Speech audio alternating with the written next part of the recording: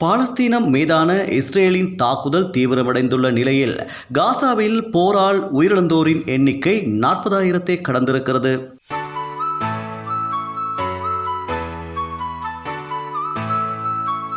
இதனையடுத்து போர் நிறுத்தம் குறித்த கோரிக்கைகள் வலுவடைந்து வருகின்றன.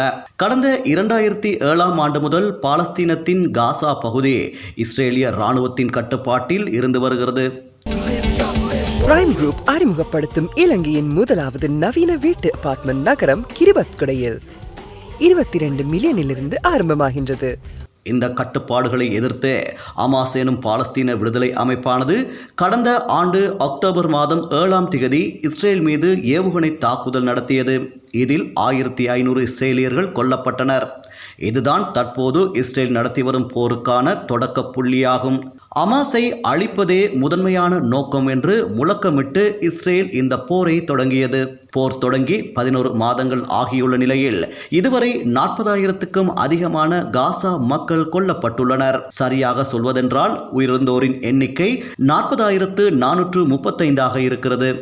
இது காசா மக்களின் மொத்த தொகையில் 1.7% அதே போன்று 3.7% மக்கள், அதாவது 93,534 பேர் போரால் படுகாயமடைந்துள்ளனர்.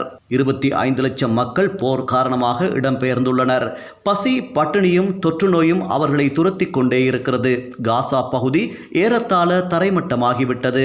இப்படியாக நிலைமை மோசமடைந்த நிலையில் போர் நிறுத்தம் குறித்து உலக நாடுகள் அழுத்தம் கொடுக்க தொடங்கின.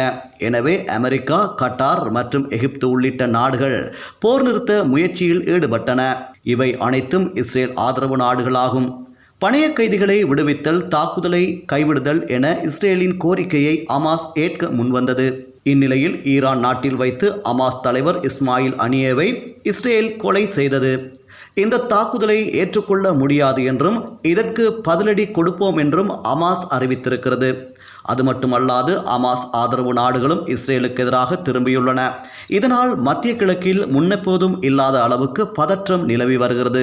ஈரான் உள்ளிட்ட நாடுகள் இனி வரும் நாட்களில் போரில் நேரடியாக பங்கேற்கக்கூடும் என்று சொல்லப்படுகிறது. அப்படி நடந்தால் அது 3ஆம் உலகப் போருக்கான தொடக்கமாக அமைந்துவிடும் என அஞ்சப்படுகிறது.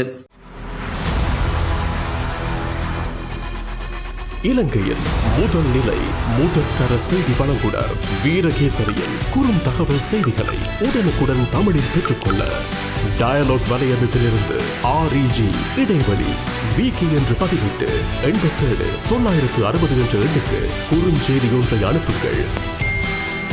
வீரகேசரி செய்தியுடன் இணைந்திருங்கள்.